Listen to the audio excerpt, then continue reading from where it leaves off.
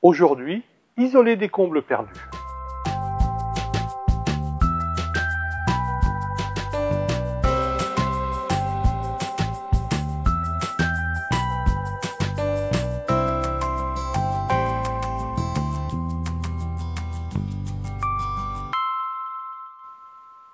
J'envisage de reprendre l'isolation de ma maison.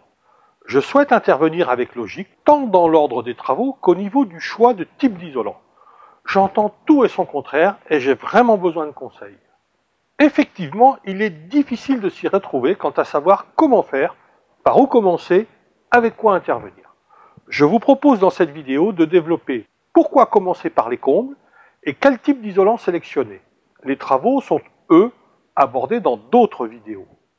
Comme déjà développé dans la vidéo « Isolation dans l'ancien, ordre des travaux ». Les fuites les plus importantes ont lieu par la partie haute de la maison, le toit. Si la maison comporte des combles habitables, le plafond en cas de comble perdu. Si votre maison est à comble perdu, c'est doublement logique de vous attaquer en tout premier à ce poste.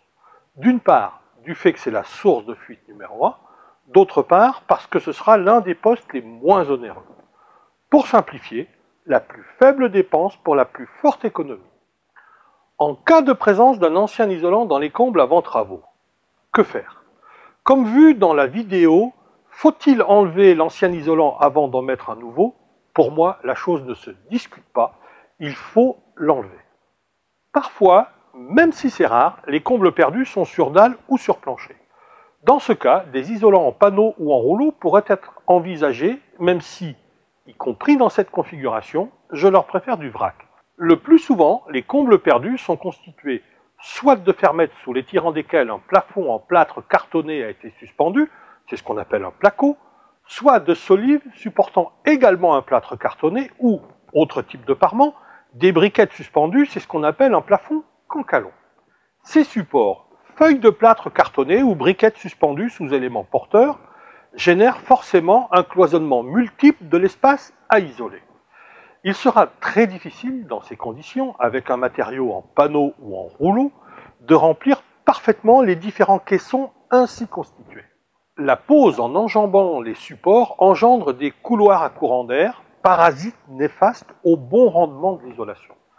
Il faudrait découper l'isolant avec grande précision pour l'adapter aux dimensions des caissons et éviter les micro-courants d'air. Travail long et fastidieux, à genoux sur des supports étroits. L'idéal dans ces conditions est, bien sûr, d'utiliser un matériau en vrac. Nous voilà maintenant fixés quant à la présentation du matériau, ne reste plus qu'à le choisir en fonction de sa composition.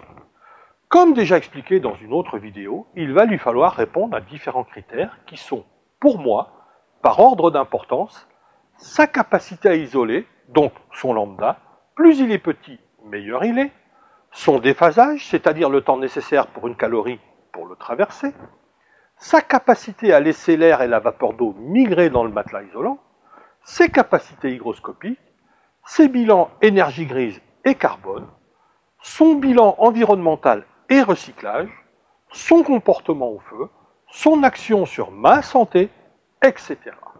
Quel bilan global des réponses à mes critères de sélection, qui ne sont bien sûr que les miens et d'autres peuvent en avoir de différents. Cependant, si vous optez pour les mêmes, l'aboutissement final nous met forcément en présence d'isolants en vrac d'origine végétale. Il en existe de nombreux, parmi lesquels la ouate de cellulose, la laine de bois, le liège en granules, la chêne-botte de chanvre, les copeaux de bois, etc.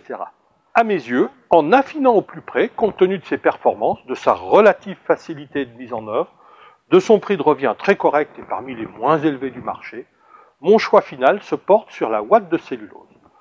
Je lui mets en première dauphine la laine de bois en vrac. Si cette vidéo vous a plu, faites-le savoir avec le coup de pouce qui va bien, partagez-la et abonnez-vous. Que vous soyez professionnel ou particulier, si vous recherchez des contacts, rendez-vous sur mon site web. Pour vous aider maintenant au niveau des préparations et mises en œuvre, je vous conseille mes productions suivantes.